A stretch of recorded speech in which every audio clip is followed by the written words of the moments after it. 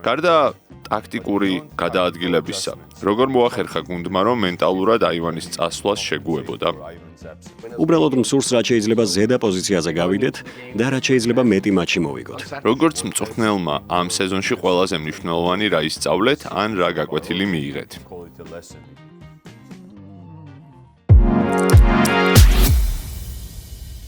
გამარჯობა ტომას, სასიამოვნოა თქვენთან საუბარი. იმედია ეს ინტერვიუც ისეთივე საინტერესო გამოვა, როგორიც ჯერჯერობით ინტერნეტში ყველა თქვენი არსებული კონტენტი. პირდაპირ შეკითხვაზე გადავალ. აივან ტოუნის წასვლის შემდეგ თავისთავად იოან ვისას მოუხდა თავდამსხმელად თამაში და ბრაიან ბიუმოსაც როლი ოდნავ შეეცვალა. გარდა ტაქტიკური გადაადგილებისა, როგორ მოახერხა გუნდმა, რომ მენტალურად აივანის წასვლას შეგუებოდა? ფიქრობ ეს კარგი შეკითხვაა. აივანი დიდებული მოთამაშე და კარგი გაგებით მნიშვნელოვანი ფიგურაა. დიდ პასუხისმგებლობას იღებდა და აგრეთვე დიდად პოპულარული გახლდათ. ახლა, როდესაც ის წავიდა,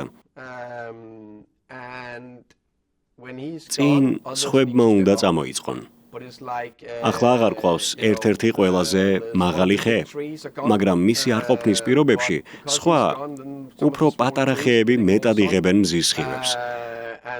უკეთ იზრდებიან და მეტ პასუხისმგებლობას კისრულობენ. ამიტომაც წინსვლა აქვთ სხვა მოთამაშეებს. საკმაოდ კარგ სეზონს ატარებს ბრაიანი, აგრეთვე ახალ დონეზე ავიდა ვისერიც.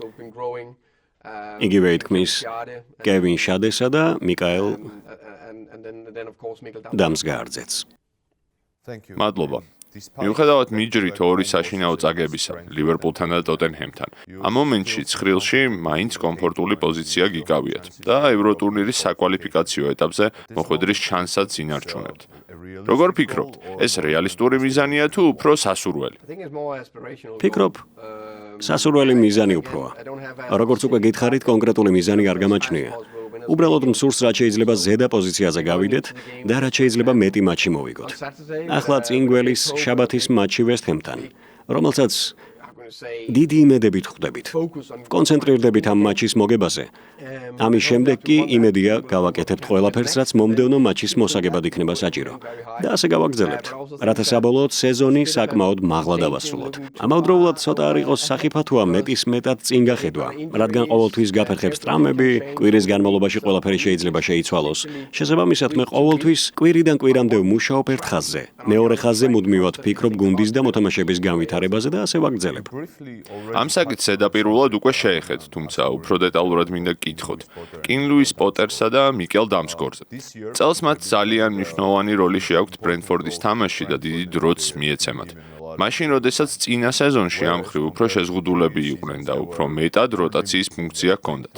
მე შევამჩნიე, რომ ფეხბურთში არც ისე მარტივია დაბრუნდე მცირე სათამაშო დროის მქონე პერიოდის შემდეგ და უეცრად ტოპ დონეზე ითამაშო. ფიქრობთ, რომ პირველ რიგში ბრენტფორდის საკლუბო კულტურა და მეორე მხრივ თქვენი სამწვრთნელო ფილოსოფია ის მამოძრავებელი ფაქტორებია, რომლებიც დიდხნიანი პაუზის შემდეგ ფეხბურთელებს კვლავ აძლევს შესაძლებლობას კლუბისთვის მნიშვნელოვანი მოთამაშეები იყვნენ.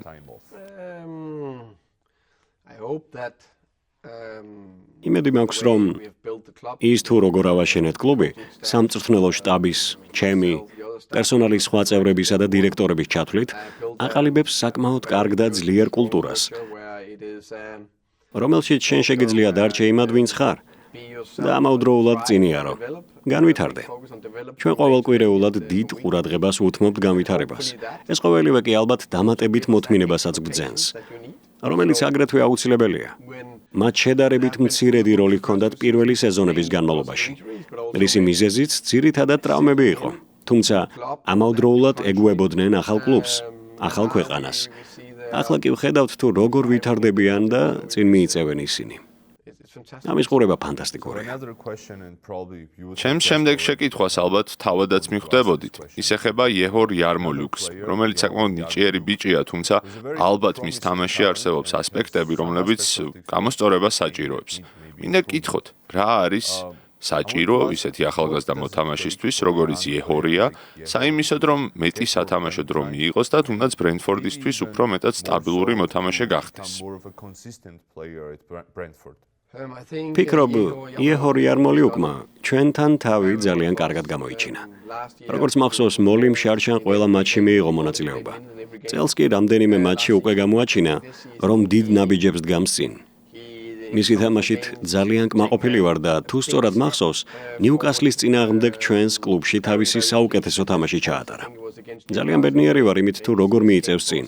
ფანტასტიკური აზროვნება გააჩნია და ყოველდღიურად კარგად ვარჯიშობს. თუ ერთ-ერთ საუკეთესო მწვრთნელებთან ყოველდღიურად კარგად ვარჯიშობ, საბოლოოდ აუცილებლად წინ გაიჭრები და გუნდშიც აღმოჩნდები, სადაც იმედი მაქვს თავის პოზიციას შეინარჩუნებს. ჯისუსთან დაკავშირებით პირველ რიგში მისი მენტალიტეტი და ვარჯიშზე ფოკუსირებულობა მომწონს.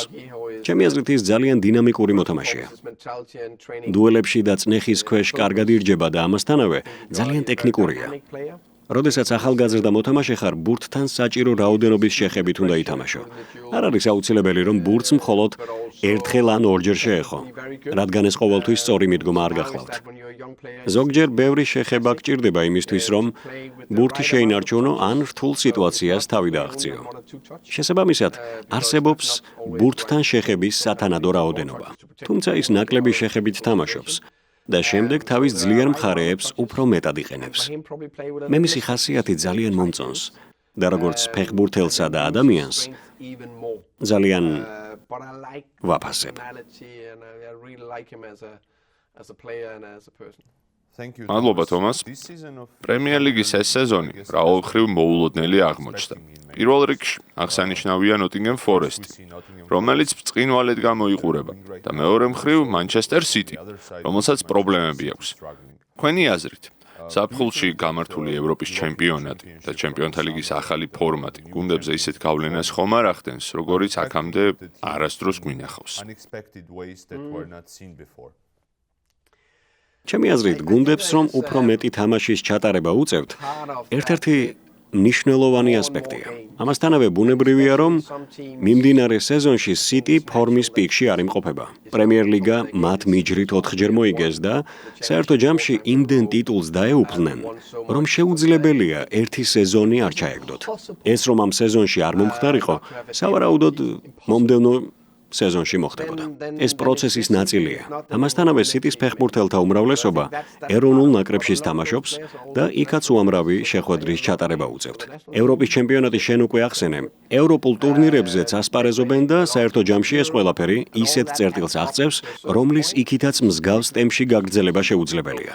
არ ვამბობ, რომ სიტი წელს უხეირო და აუცილებლად ამ მიზეზის გამოირჯება. შესაძლოა ამას სხვა ფაქტორებიც განაპირობებდეს, თუმცა დიდი ალბათობით ესეც ერთ-ერთი მიზეზია. ბრენტფორდი იმითაა ცნობილი, რომ არა მხოლოდ ახალი მოთამაშეების შეძენისას, არამედ ტაქტიკის შემუშავებისას საქმეს მონაცემებზე დაყრდნობით უდგება.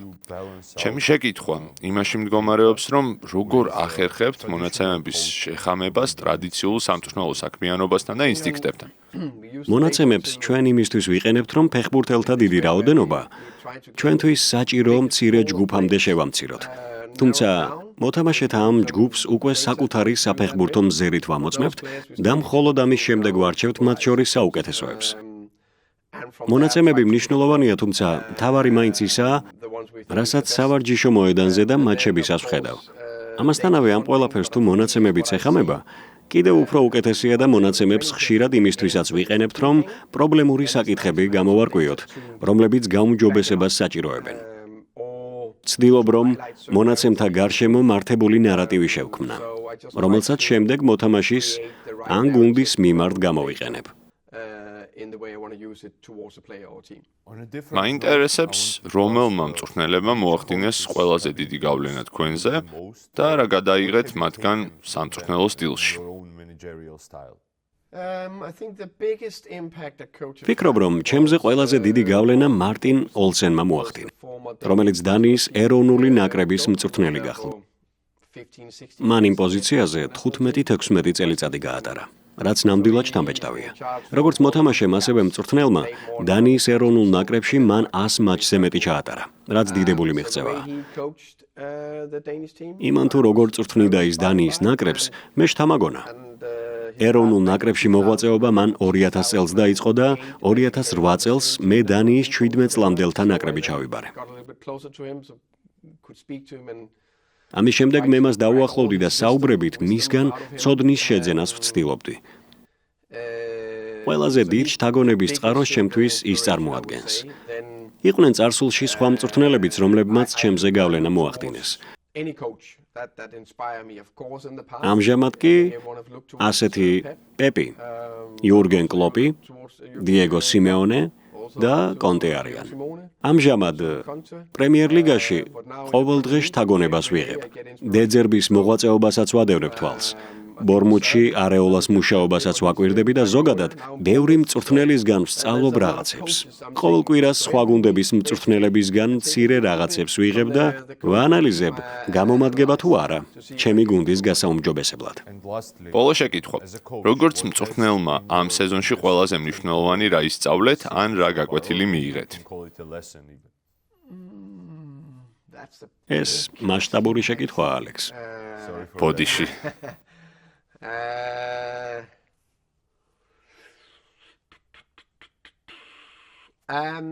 ჩემი აზრით, ყველაზე მნიშვნელოვანი ისაა, რომ ამ სეზონში ძალიან კონკურენტულები ვართ და 4 შემტევით ვთამაშობთ. შეტევაში ძირითადად ბრაიანს, კევინ შადესა და მიკელ დამსგორს ვეყრდნობით. და როდესაც ეს კომბინაცია კარგად მუშაობს, ძალიან სახიფათოები ვართ. მინდა შევამოწმო, შევძლებთ თუ არა შეტევაზე კიდევ უფრო მეტად გადასვლას.